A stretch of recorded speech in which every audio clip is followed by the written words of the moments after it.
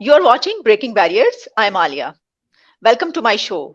अपने आज के प्रोग्राम में हम डिस्कस करेंगे इस वक्त इंटरनेशनल अफेयर्स में अमेरिका और इसके अलावा इंडिया और फिर अगर हम चंद दीगर कंट्रीज की तरफ देखें चाइना, यहाँ पर बहुत बड़े-बड़े इकदामात किए जा रहे हैं, बहुत बड़े स्टेप्स लिए जा रहे हैं। उसके बाद जब हम अपनी इंटरनल पॉलिटिक्स की तरफ आते हैं पाकिस्तान में, तो यहाँ पर भी बहुत बड़े-बड़े इकदामात किए जा रहे हैं, बहुत बड़े-बड़े स्टेप्स लिए जा रहे हैं। तो क्या सूरत हाल चल रही है इस वक्त? ना सिर्फ ये कि एक आलमी महाज पर बल्कि पाकिस्तान के इशू पर भी बात करेंगे। मेरे साथ इस वक्त ज्वाइन कर रहे हैं मुझे अमेरिका के एक सीजन्ड पॉलिटिशियन हैं, वेल नोन पर्सनैलिटी हैं और पॉलिटिकल एनालिस्ट हैं, mister Sajid Tarar, who is Muslim chair for America. Thank you so much Sajid साहब for joining my show. Thank you Aliya, my pleasure, thank you so much. Sajid साहब, जिस तरह मैंने ये बात की कि एक तरफ हम ये देख रहे हैं कि जहां भारत ने S-400 के हवाले से इतना बड़ा एक मुआहिदा, तो उनका डील थी ही, अब तो पहुंचना शुरू हो गए वहां पर। एक तरफ हमने ये देखा, तो दूसरी तरफ हम देख रहे हैं कि अमेरिका में प्रेसिडेंट जो बाइडेन की एक 3 घंटे की तवील मुलाकात हो रही है प्रेसिडेंट शी के साथ और बड़े ही अहम पॉइंट्स पर वहां पे गुफ्तगू हुई। इसके अलावा भी हम देख रहे हैं कि दुनिया के कंट्रीज जो है वो बड़े बड़े कॉन्ट्रैक्ट के साथ आगे बढ़ रहे हैं। फिर हम दूसरी तरफ ये देख रहे हैं कि पाकिस्तान में जो है वो इंटरनल पॉलिटिक्स में हम बहुत बड़े बड़े स्टेप्स ये ले रहे हैं कि जजेस टू जजेस ही वर्सेस जजेस हो रहा है अब, और पॉलिटिशियंस और वर्सेस जजेस भी हो रहा है। तो ये क्या चल रहा है, आप इस सारी सिचुएशन को कैसे देख रहे हैं? देखिए, मेरी जो ऑब्जर्वेशन है, अभी आपने कुछ तो बताया कि इंटरनेशनल अरीना पे क्या चीजें हो रही हैं, उसमें जो सबसे ज्यादा है वो प्रेसिडेंट शी और बाइडेन साहब की बात होना। S-400 की आपने बात की है, इंडिया की, फिर उनका वहां पे क्वाड की एक्सरसाइज होना। उसके बाद अगर देखा जाए तो ट्रैका प्लस पाकिस्तान ने किया। उसके बाद ये हुआ कि COP26 जिसमें सारे कंट्रीज इकट्ठे थे, उन्होंने अमेरिकन ने वहां पे काउंटर करने की कोशिश की CPEC या उनके जो BRI इनिशिएटिव को।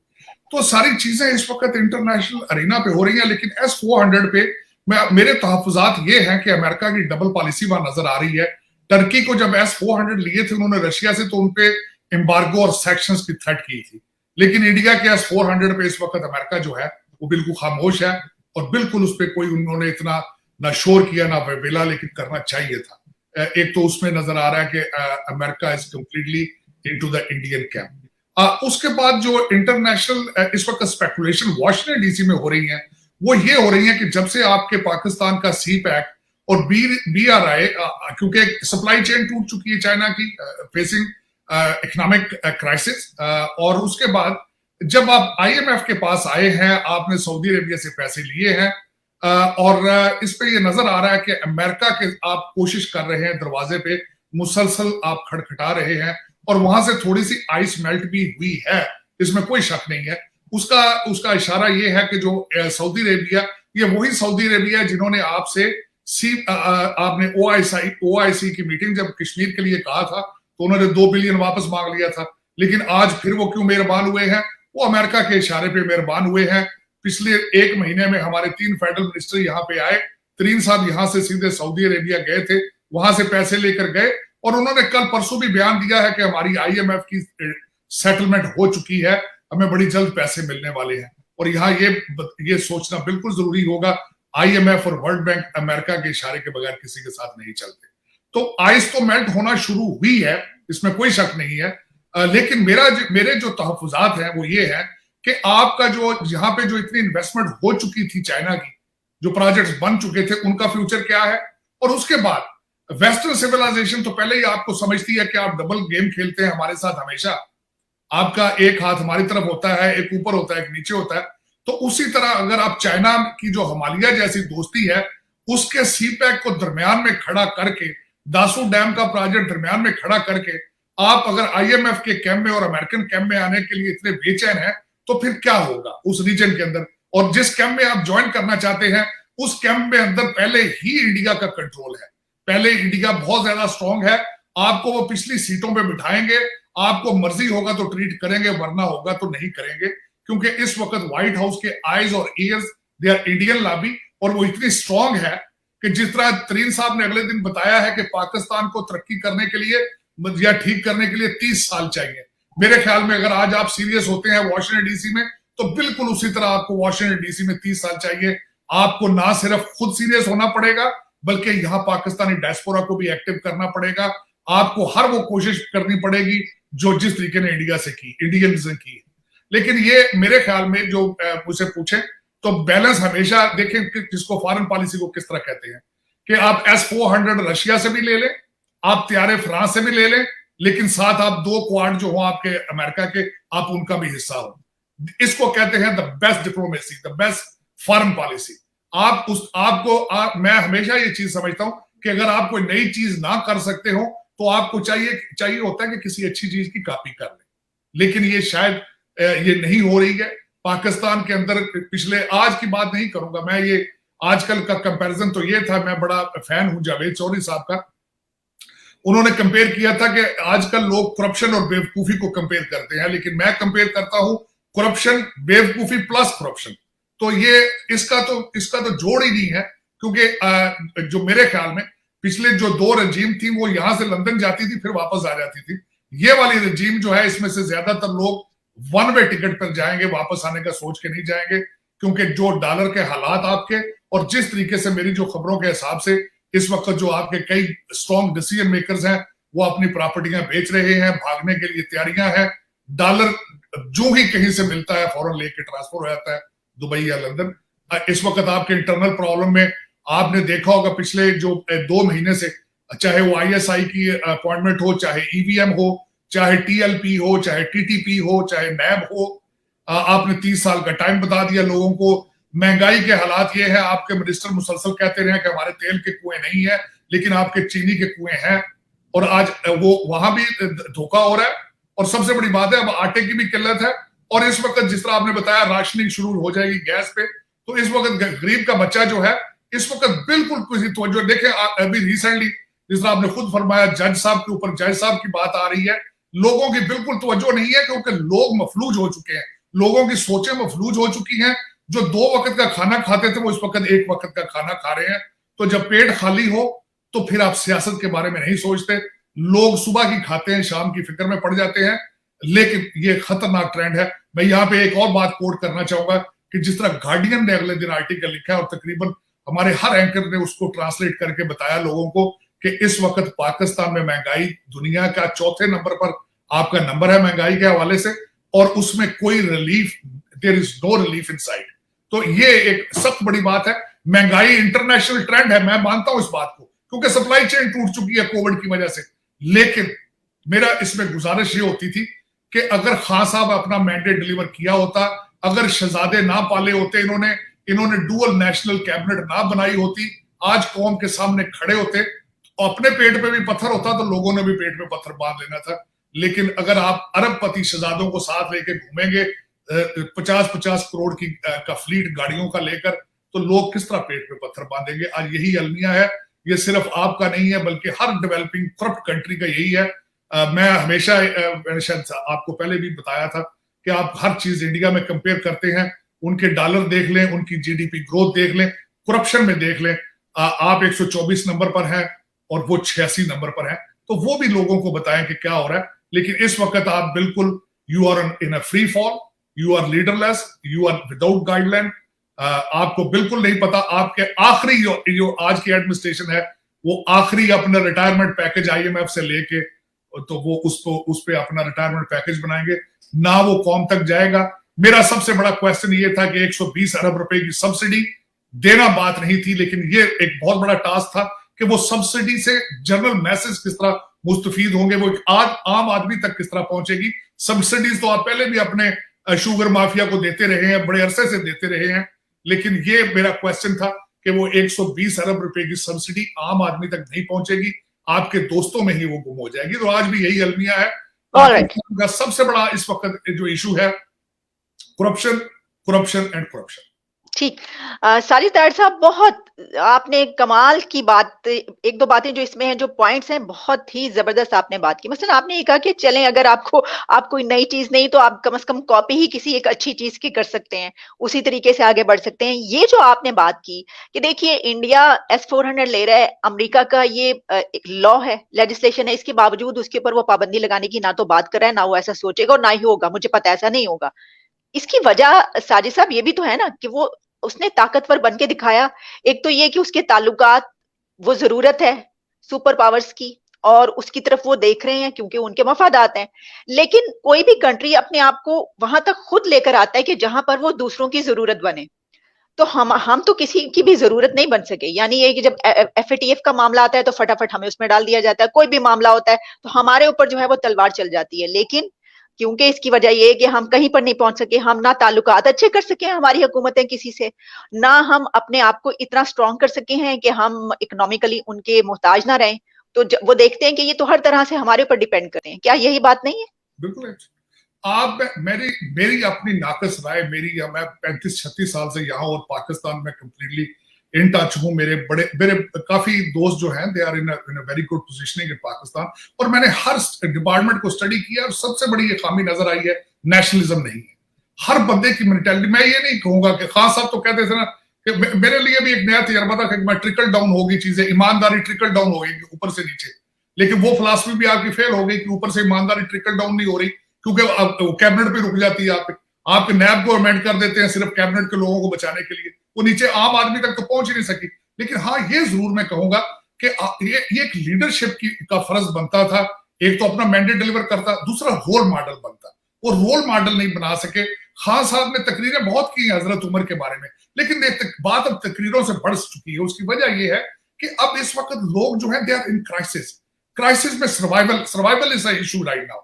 इस वक्त उनका आप इस वक्त जो भी बताएंगे, they don't have any patience to listen. अब वो टाइम गुजर चुका है। आपने अपने टाइम पे चीजें आपने अकाउंटेबिलिटी नहीं की, आपने हर बंदे को एनआरओ दिया, आपने ज्यादती की। ये आप रोल मॉडल अपनी कैबिनेट के लिए नहीं बन सके, जनरल मैसेज के लिए क्या बनेंगे? अफसोस की बात मैं ये कहूंगा, जो आगे मैं जो देख रहा हूं, अगर पॉलिटिकल साइंस के हवाले से देखा जाए तो डेमोक्रेटिक कंट्रीज में क्राइसिस में फेयर इलेक्शन करा के नया मैंडेट लिया जाता है। लेकिन अब मुझे ये बताएं, मेरा अलमिया ये है कि खान साहब ने सारे इलेक्टेबल दूसरी पार्टियों से लिए थे, यही लोग वापस अपनी पार्टियों में फिर जाकर दोबारा इलेक्शन लड़ेंगे और फिर यही आ जाएंगे असेंबलियों में, फिर यही एक नई कैबिनेट फॉर्म कर लेंगे। तो चेंज कहां से आएगी? अगर मैं इस वक्त देखें, सबसे बड़ा अलमिया पाकिस्तान का यह है कि खान साहब नहीं तो फिर क्या, खान साहब नहीं तो फिर क्या।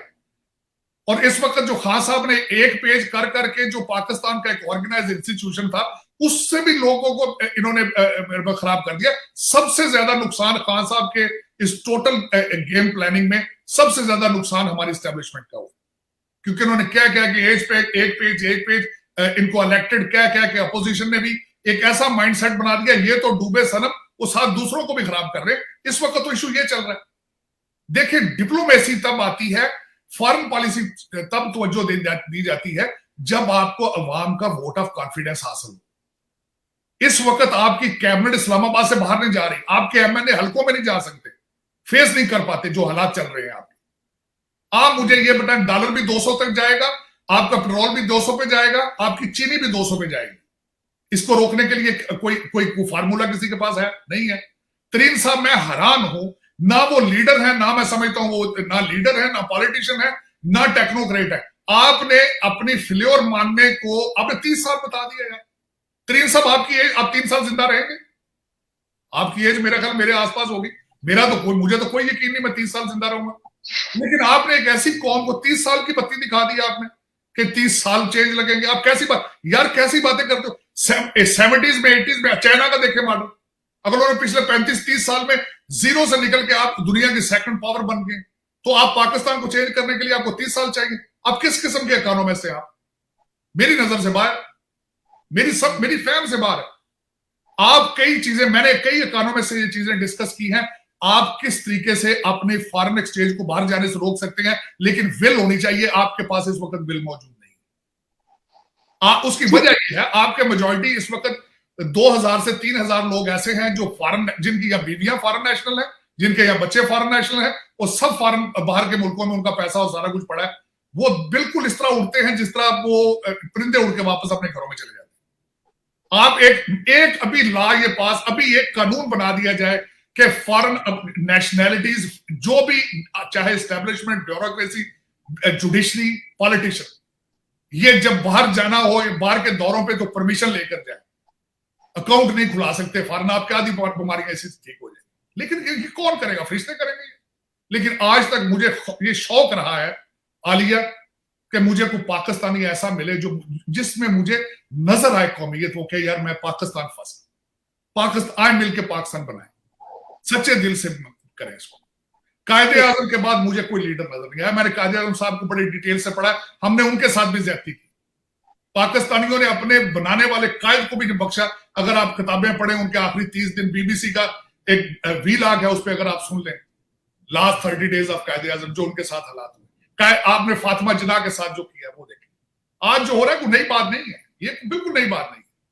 ये तो मेरे मुल्क के साथ 73 साल के डाके, 74 साल के आ लिया, और I'm ready to debate even that to somebody। मैं इतना पढ़ता हूं, मैं जितना पढ़ता हूं और डिप्रेस होता हूं, लेकिन ये कि ये आज का नहीं है। मिसमैनेजमेंट आज, सिकंदर मिर्जा को देखें, वो एक अलग इंस्टीट्यूशन था। वो आज का जो फाउंडर है, जिस हालात में आप खड़े हैं, इसके सिर्फ 2 फाउंडर हैं, मैं प्रूव कर सकता हूं, सिकंदर मिर्जा और अयूब खान।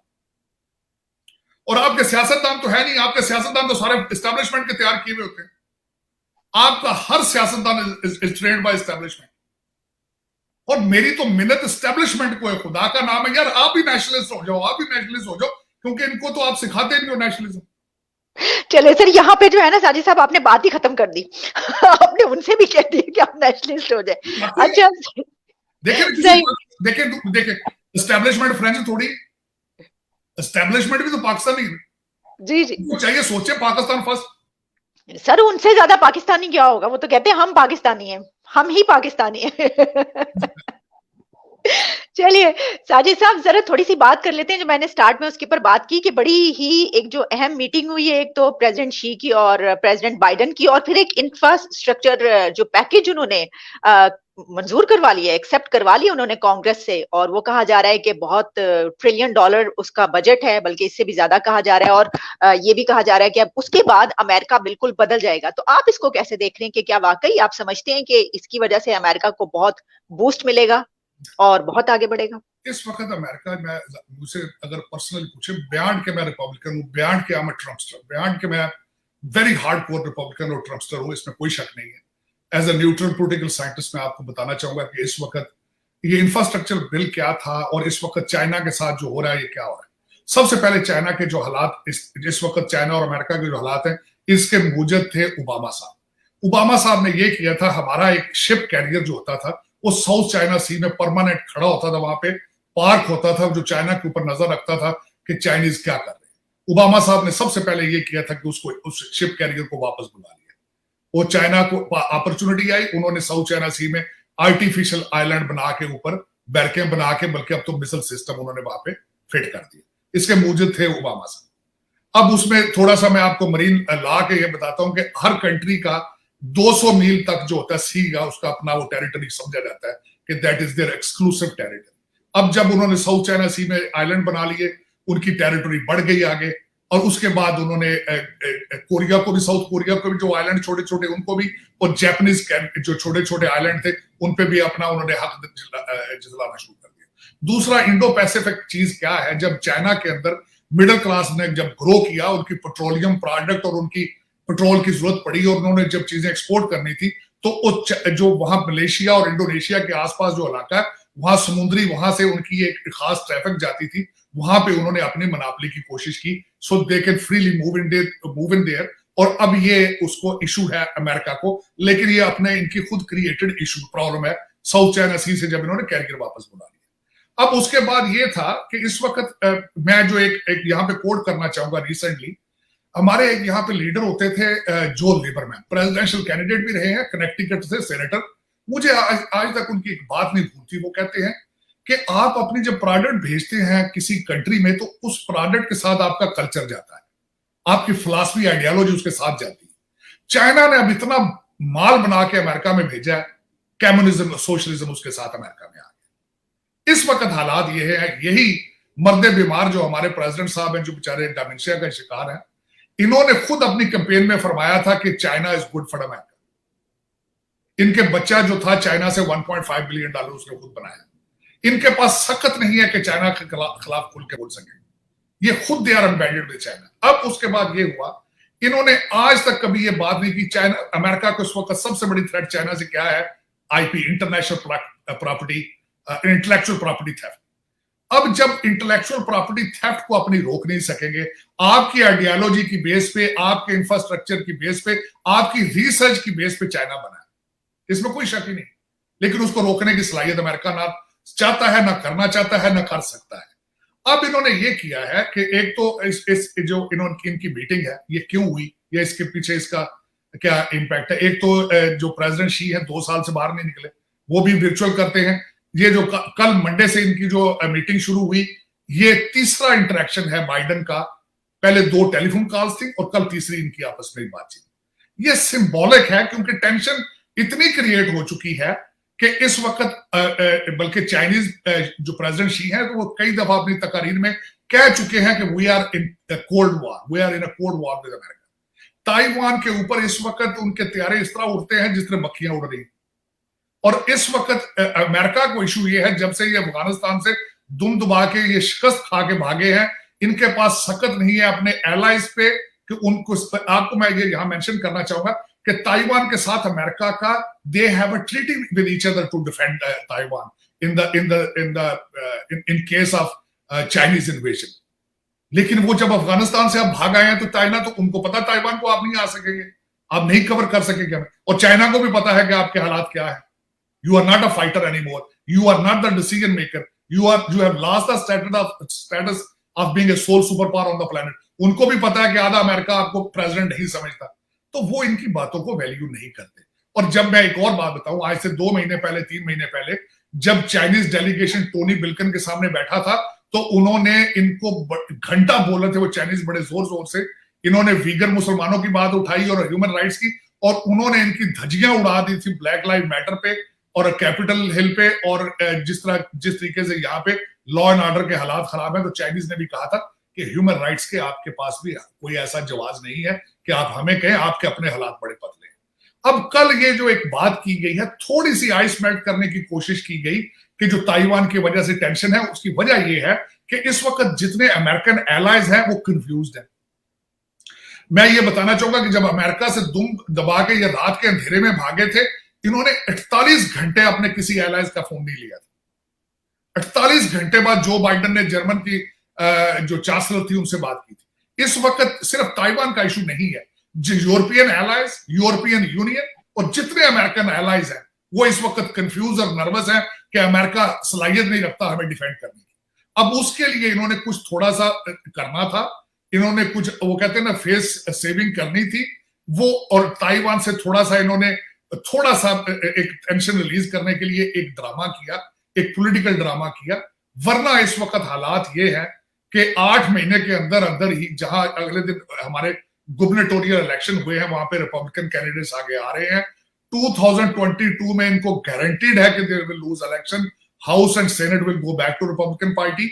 और उसके बाद इनके हालात 2024 में भी खराब हैं। कैमला हैरिस जो है वो आगे प्रेसिडेंशियल कैंडिडेट बनना चाहती हैं, जो बाइडेन इलेक्शन नहीं लड़ना चाहते। कल CNN की खबर थी कि white house and Kamala Harris, they have a big distance in each other, they have issues with each other. तो उसमें एक अंदर भी जंग चल रही है, वोट ऑफ कॉन्फिडेंस अवाम का भी हासिल नहीं है, और चाइनीज को ये सब पता है। दूसरी साइड में मैं ये बताना चाहूंगा, 2049 में एनिवर्सरी होगी, और उन्होंने बिल्कुल नारा लगा रहे हैं चाइनीज बुलंद आवाज के साथ, 1 नेशन 2 लॉज, जिस तरह हांगकांग, उनकी फिलॉसफी कि हांगकांग में भी हमने 1 कौम 2 लॉज वहां पे हम चला रहे हैं, इसी तरीके से ताइवान में भी हम चलाएंगे। लेकिन ये एक लिखा जा चुका है कि China will take over Taiwan, बल्कि आप उसकी बात कर रहे हैं। मुझे सबसे दूसरा खतरा नजर ये आ रहा है, अगर आप देखें तो यूक्रेन के बॉर्डर पे इस वक्त रशिया ने इतनी आर्मी अपनी लेकर आ चुके हैं, एनी मिनट उन्होंने इन्वेजन वहां शुरू कर देनी है। और अमेरिका एक मर्दे बीमार है, इसके जितने एलाइज हैं दे आर इतने इस वक्त confused, nervous, and they are looking for leadership. इस वक्त पूरी दुनिया इज क्रेविंग फॉर लीडरशिप। और उसमें ऊपर सबसे ज्यादा एक इशू कोविड का, इकोनॉमी का और ब्रोकन सप्लाई चेन का।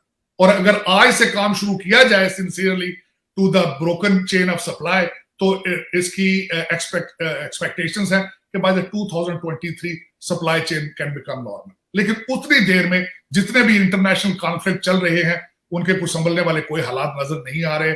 कई लीडर टॉपल होंगे पूरी दुनिया में मेरे ख्याल में, और खासकर डेवलपिंग कंट्री जहां करप्शन का जोर ज्यादा, वहां तो जल्दी हो जाएगा। लेकिन डेवलप्ड कंट्रीज है, वहां भी अनरेस्ट है, वहां भी एक मायूसी है, लीडरशिप है। लोग यहाँ पे आप सोच नहीं सकते कि हमारे कस्टमर सर्विस, होटलों, बैंकों के क्या हालात हैं, लोग काम करके राजी नहीं। लेकिन हमारी तो मसला ये है कि हुकूमत घर में बिठा के आपको तनख्वाह से कैसे दे रही है।